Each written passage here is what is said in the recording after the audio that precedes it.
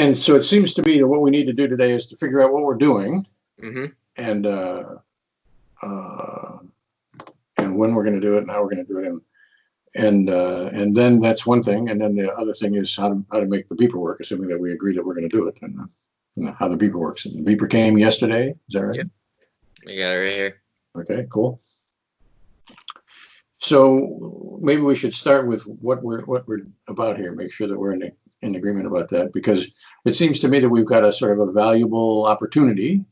I think people are going to be interested in what your experience is like, and that's good. Yep. And I think people are becoming interested in how I go about finding out what your experience is like, and I think that's good as well. Yep. And put those two things together, and I think we've got something that's probably worth doing. I agree. Let me adjust this here. Okay. And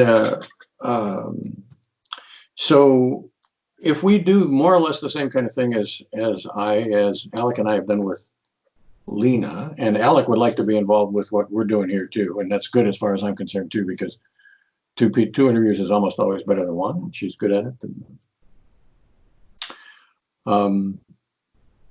And so basically what we've done is we have videotaped these things and put them on the web. We've always given Lena the opportunity to say, I've changed my mind, and she's a private person. She had no public persona that I know of prior to the beginning of this. And so we didn't post even her first video until after we had recorded 2 or 3 of them, I think. So that she had a notion of what was going on. She was basically flying blind, didn't know anything about DES, didn't know anything about me, whatever.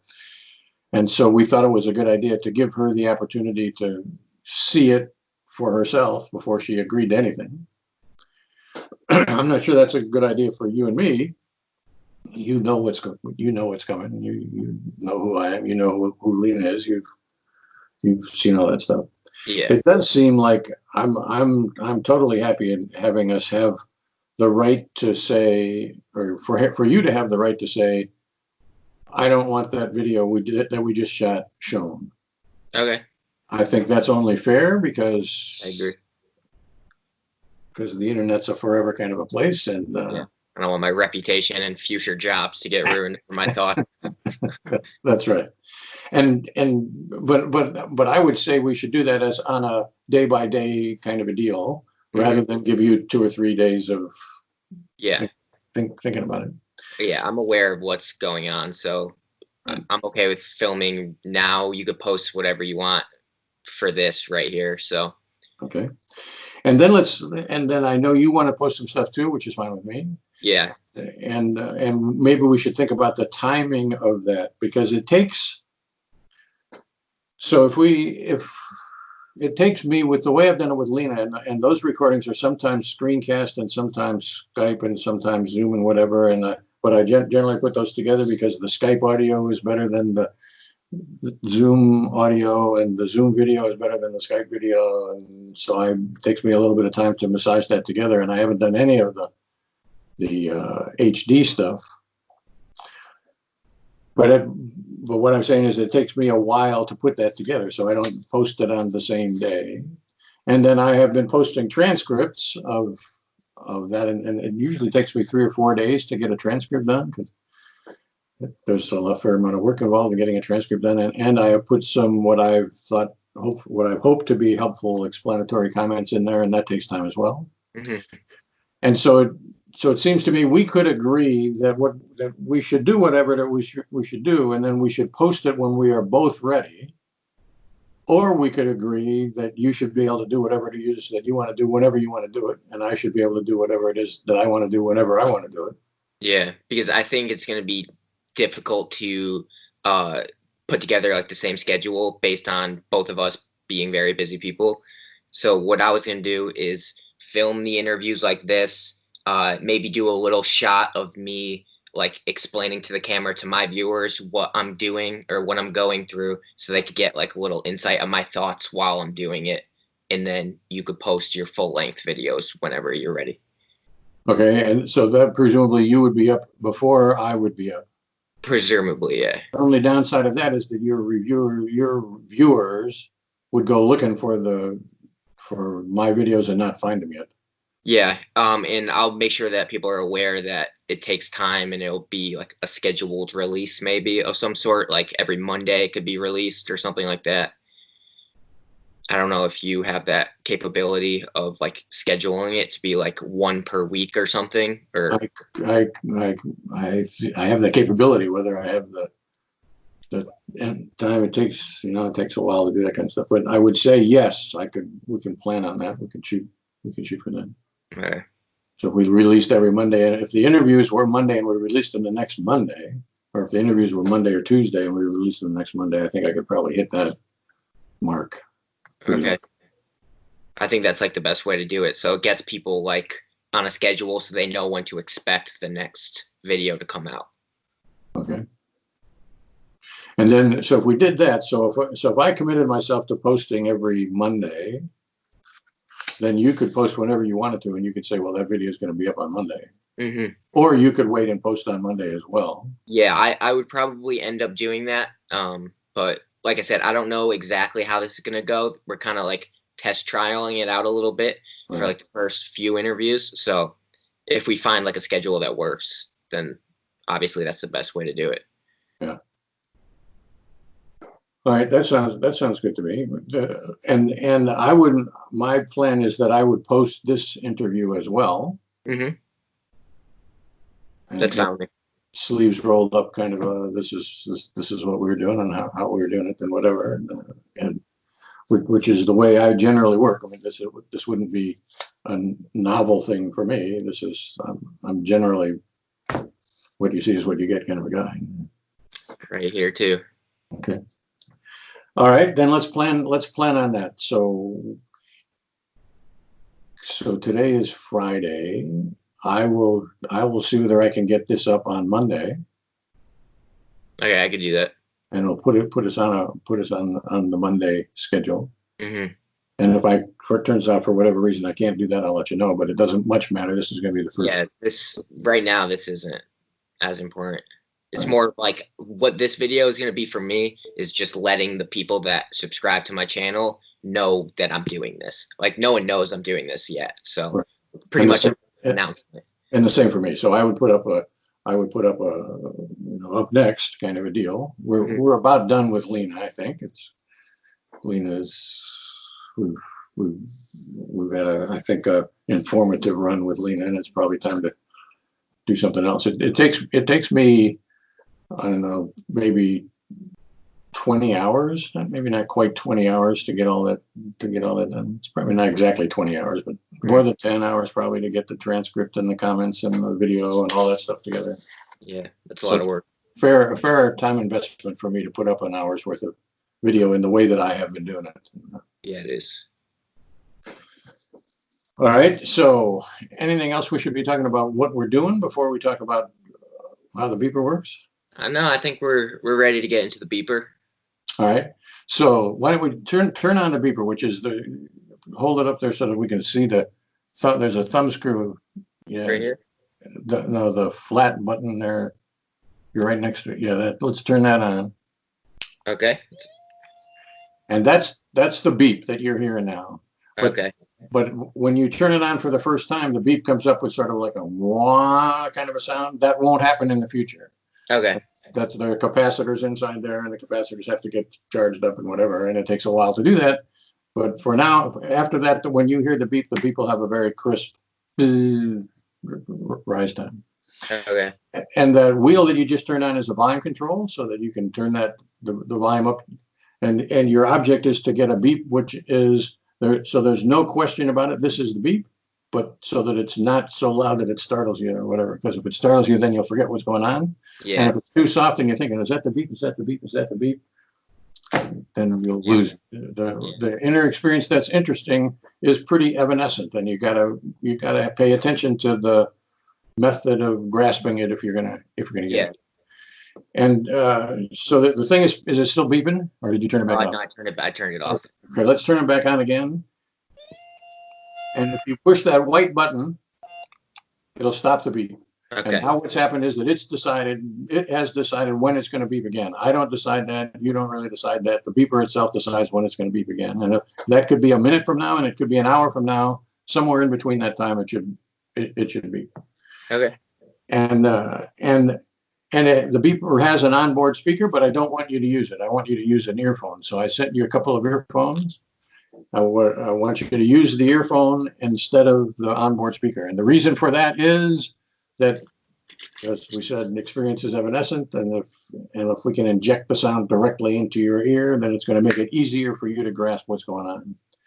I don't care which ear you use, and I don't care whether you use my earphone or if you got an earbud that you prefer. That's fine with me, as long as the sound gets injected directly into your nervous system, basically. Yep.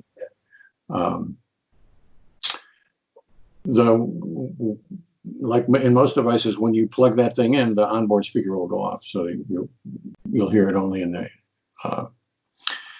So one more thing about let's use the onboard speaker. So let's turn it back on again. Do I click the white button again? Oh, let's just hold the button. Hold that button down. Push it down and hold it down. Okay. Hold it down longer. So that square wave means it's running. It's doing what it is supposed to be doing. And you can use that to adjust the volume. So if you go from a loud environment into a softer environment, you can press that button to adjust the volume, but to make sure that the beeper is still alive, basically. Mm-hmm. There's one other sound that the beeper makes that you don't probably need to worry about, but if the thing beeps and you don't respond to a beep, it'll beep for almost ever. It'll beep for a couple of minutes. And so the beep that you respond to is gonna last for a long time. Okay. A minute or two. But if you don't respond to it for whatever reason, you set it aside and walked away from it or whatever, and it starts to beep and you're not back in a couple of minutes, it'll go into what we call a chirp mode. And the chirp mode sounds like chirp. And then it waits for 30 seconds or something like that and goes chirp. And waits for 30 seconds. That's a battery saving deal. And it says, I'm on. I beeped, you didn't respond to a beep, turn me off and start me back over again. Mm-hmm. So the device doesn't draw much current except when it's beeping. And so I don't want you to put it into a drawer somewhere and then it'll beep all night and then the battery will be dead or something like Gotcha. that. So we're gonna pick a time when we're going to do this. And to be concrete, let's figure out when that's going to be. When do we want to have another interview? And then before that, in the 24-hour period before that, you're going to wear the beeper for 3 hours-ish. I could do Tuesday evening. I'm looking at what Alec told me about her schedule. So Tuesday evening, she would prefer between 5 and 8 your time or 10 and 11 your time. I could do 5 p.m. 5 p.m. Eastern on Tuesday. Yes.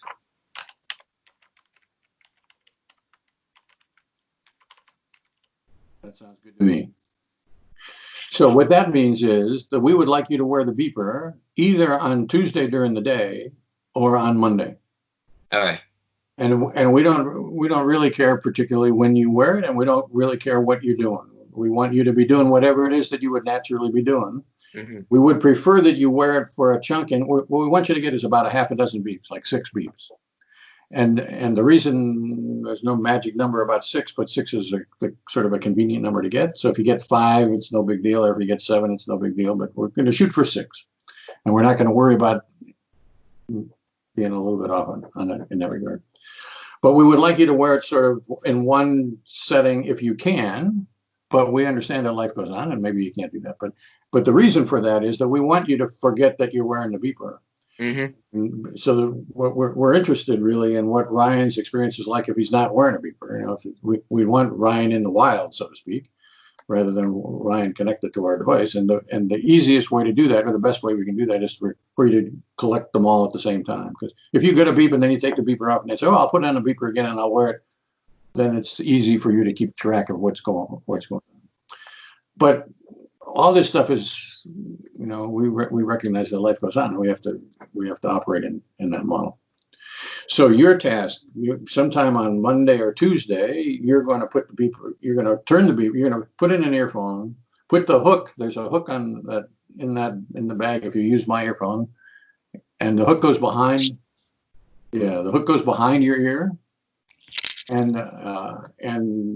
then put the wire in a convenient place. A lot of people wear the wire down inside their shirt because then you don't snag it on the doorknobs or whatever. And but how you do that doesn't really matter to me, as long as you get the earphone feeling sort of secure in your ear, so that then you don't remember it's there.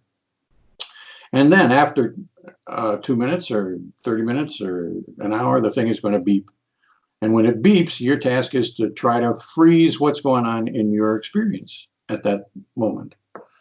And by freeze, I mean, well, pay attention to it and prepare yourself to be able to write down something about it. And I think I sent you a notebook. Did I send you a notebook in the box? Yeah. You can use the notebook. You can write it on your phone. Some people dictate it, whatever turns you on. The object is for you to be able to remember what was going on in your experience.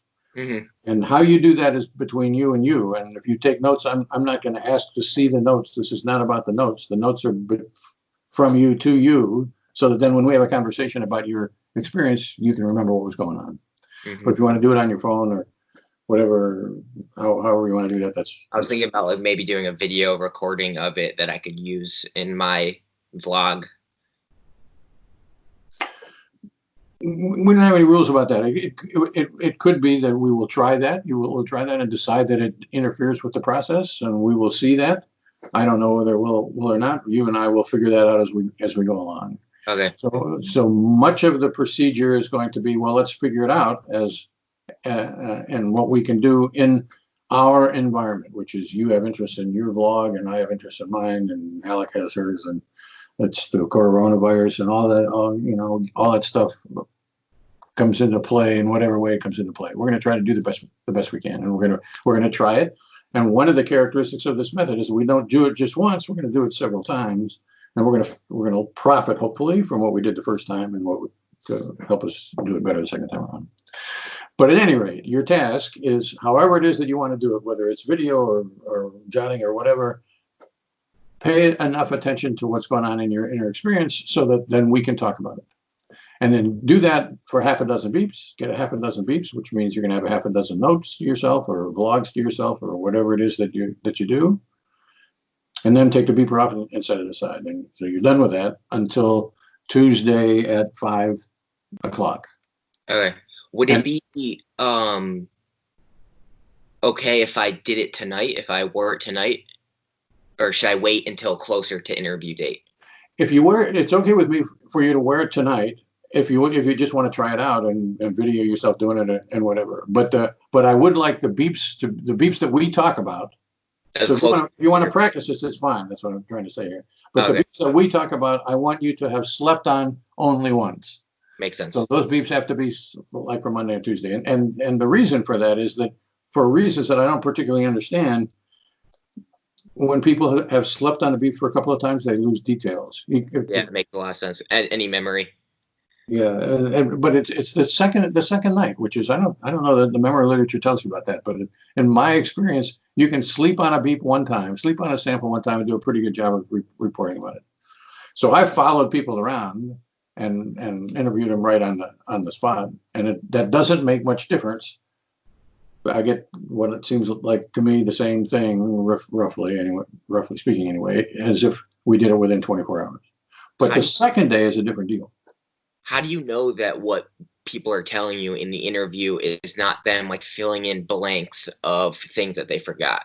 Is there any way of you knowing that, or is it just the interviewee being as transparent as possible? Well, you never know for sure. Absolutely, you never know for sure. And what we will try to do, you and I and Alec, we will try to build your skill and our skill too of not doing that. Mm-hmm. And we don't expect you to be very good at it. We expect you on the first day to fill in blanks, and we're going to try to we're going to listen carefully to what you have to say, and when it sounds like maybe you're filling in a blank or whatever, then then we're going to try to help you not do that anymore. Mm-hmm. But the deal is that we think that your inner experience is interesting, and I think you think your inner experience is interesting, and making up shit about it is not as interesting as the actual experience. Mm-hmm. And we believe that sincerely, and I think you probably already believe it sincerely, and in the course of our interaction, we'll come to appreciate that even more. And so I think most people will acquire the skill of not trying to make it up, because they know really this is their one shot of finding out what their experience is really like. If they're going to make it up, they can make it up with the bartender or the priest or whoever, Yeah. So, but your question is a perfect question. I mean, we don't have any objective measure of it. So you're gonna get 6 beeps.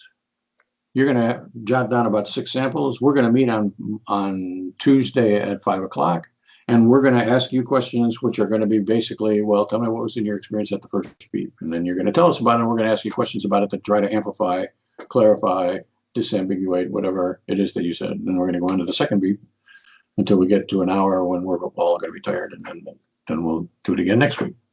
What are some good like bullet points to jot down about the memory? Like the content, the like way I was thinking, like whether it was like monologue or visual, or are those the things I should be jotting down?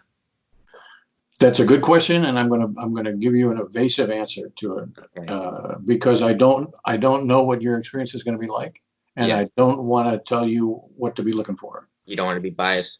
I don't want to bias you. So let's say I told you, well, I want you to tell me whether it's about inner speech, given the inner dialogue or monologue or whatever we call that is where we started. I personally actually don't much care about inner monologue.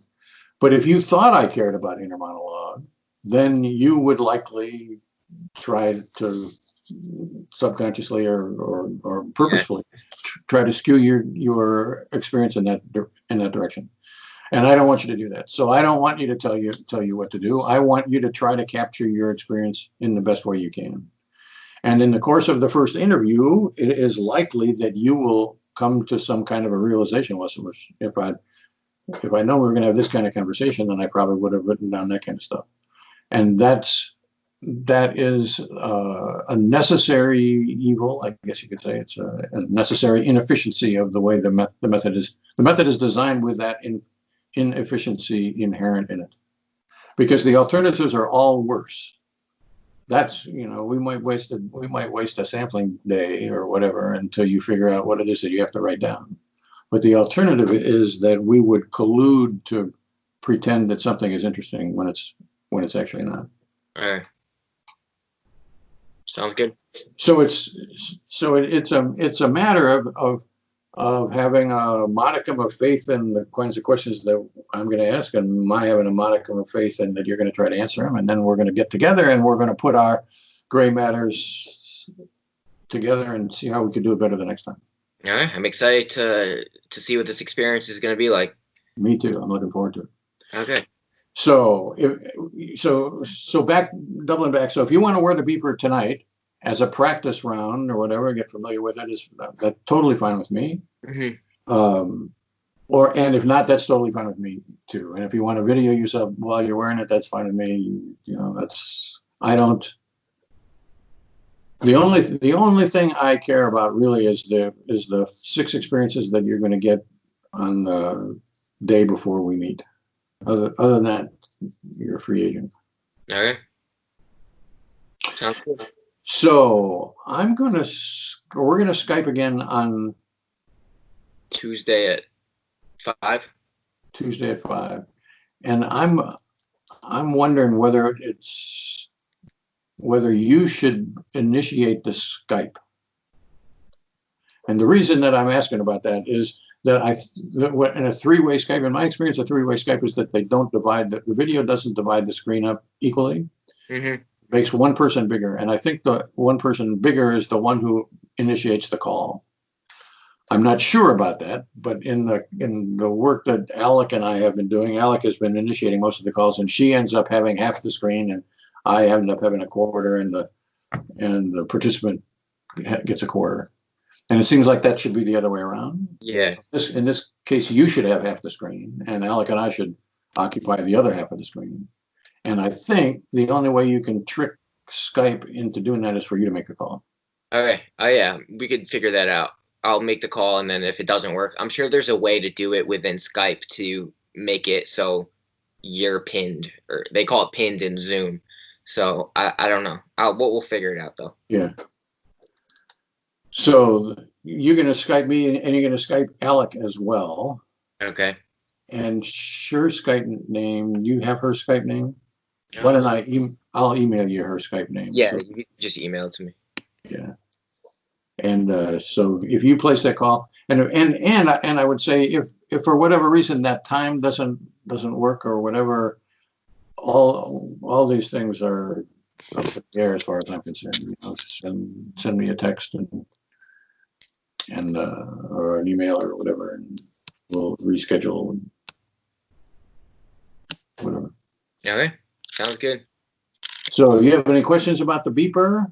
If you do practice the beeper or whatever, and that generates a question about the operation of the beeper, let me, send me an email or whatever. Okay, sounds good. Sounds good to me. I'm looking forward to it.